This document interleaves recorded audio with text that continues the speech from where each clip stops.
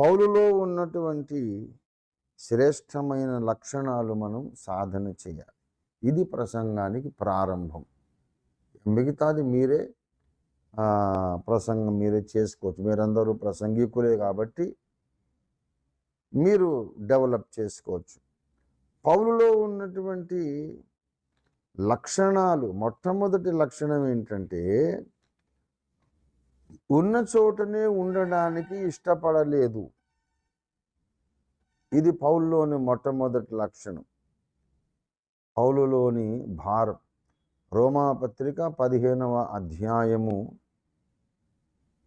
20వ వచనం, నేనైతే మరి ఒకని పునాది మీద కట్టకుండు నిమిత్తం, వేరొకని పునాది మీద కట్టకుండు నిమిత్తం క్రీస్తు నామము ఎరుగని చోట్లను సువార్తను ప్రకటింపవలెనని మిక్కిలి ఆశగలవాడనై ఉండి అలాగున ప్రకటించితిని.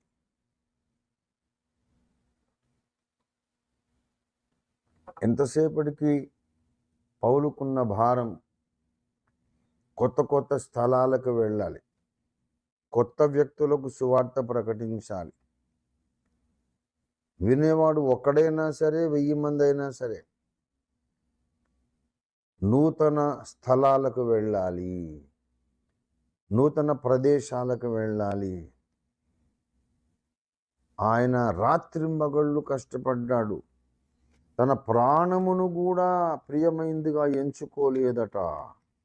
అపోస్తలుల కార్యాలు 20వ అధ్యాయము దయచేసి చూడండి. నేనేమీ దాచుకోలేదని చెబుతున్నాడు. 20వ అధ్యాయం అపోస్తలుల కార్యాలు 24వ వచనం, అయితే దేవుని కృపా సువార్తను గూర్చి సాక్ష్యమిచ్చుట యందు నా పరుగును, నేను ప్రభువైన యేసు వలన పొందిన పరిచర్యను తుదముట్టింపవలెనని నా ప్రాణమును నాకెంత మాత్రమును ప్రియమైనదిగా ఎంచుకొనుటలేదు. రాత్రి మగళ్ళు సమయమనక సువార్త ప్రకటనలో తన జీవితాన్ని ధారపోశాడు పౌలు భక్తుడు. తన ప్రాణమును ఆయన ధారపోశాడు. దేవుని సేవకులారా, దేవుని సేవలో ఫిలిప్పీ పత్రిక 2వ అధ్యాయం 17వ వచనాన్ని చూడండి. మరియు మీ విశ్వాస యాగములోను దాని సంబంధమైన సేవలోను నేను పానార్పణముగా పోయబడినను నేను ఆనందించి మీ అందరితో కూడా సంతోషింతును. పానార్పణం అంటే ద్రవ పదార్థంగా ఉన్నది దేవునికి అర్పించటం. ఇలా గుమ్మరించేస్తే ఏం ఉండదు, ఇంకా అందులో ఆ పాత్రలు ఏం ఉండదు, బోర్లించేస్తే మొత్తం వెళ్ళిపోతుంది. పౌలు తానంటూ అసలు ఒక వ్యక్తిగా మిగలకుండా తనకున్న శక్తి, సామర్థ్యం, ఆరోగ్యము, ధనం అన్నీ ఖర్చు పెట్టేశాడు. నా యందు ఉన్నట్లు మీరు చూచిన లక్షణాలు మీరు కూడా సాధన చేయండి అని చెబుతున్నాడు. అంతేకాదు, పౌలులో ఉన్నటువంటి ఇంకొక ముఖ్య లక్షణము, తనకు అప్పగించబడిన మంద పట్ల బాధ్యత. కొరింథీ పత్రిక 2వ కొరింథీ పత్రిక మరి తన యొక్క లక్షణం ఎలాగున్నదో ఆయన చెబుతున్నాడు. మొదటి అధ్యాయం 23వ వచనం, మీ యందు కనికరము కలిగినందున నేను మరలా కొరింథునకు రాలేదు. ఆయన ఏ రీతిగా విశ్వాసులను ప్రేమించాడు అని అంటే, ఒక తల్లిలాగా వాళ్ళను ప్రేమించాడు. గలతీ 4వ అధ్యాయంలో చెబుతాడు, మీ కొరకు నాకు ప్రసవ వేదన కలుగుతున్నది. 4:19, నా పిల్లలారా, క్రీస్తు స్వరూపము మీ యందు ఏర్పడు వరకు మీ కొరకు నాలో మరలా ప్రసవ వేదన కలుగుచున్నది. మొదటి తెస్సలోనిక పత్రిక 2వ అధ్యాయము 7వ వచనం. అయితే స్తన్యమిచ్చు తల్లి తన సొంత బిడ్డలను గారవించున్నట్లుగా మేము మీ మధ్యను సాధువులమై ఉంటిమి. ఒకసారి ప్రసవ వేదన పడ్డాను, నేను మళ్ళీ ప్రసవ వేదన పడుతున్నాను అంటున్నాడు గలతీ 4వ అధ్యాయంలో.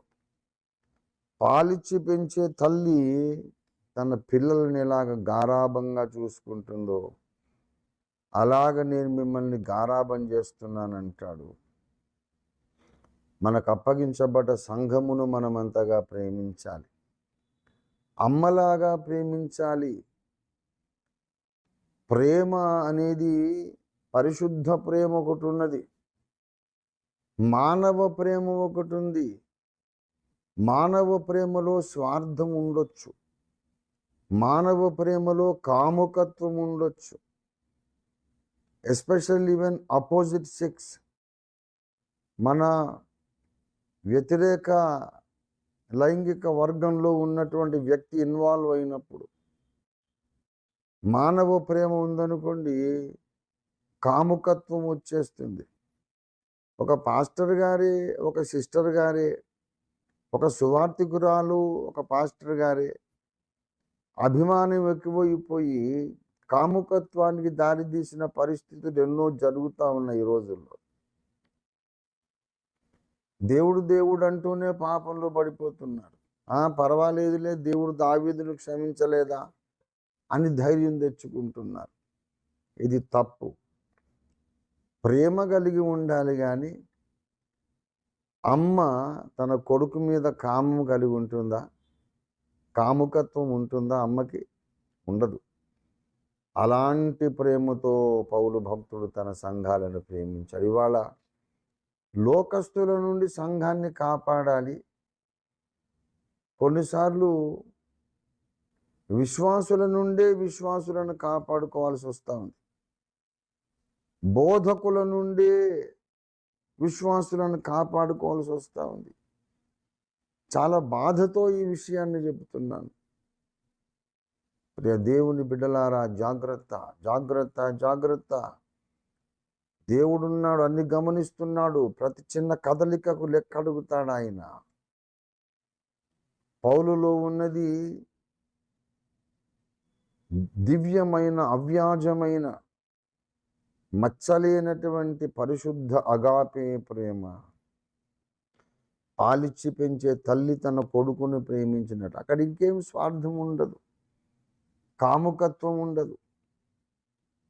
అలాంటి ప్రేమతో పౌలు ప్రేమించాడు. నా యందున్న లక్షణాలు మీరు కూడా కలిగి ఉండండి అన్నాడు. సేవకులందరికీ ఇది ఒక హెచ్చరిక.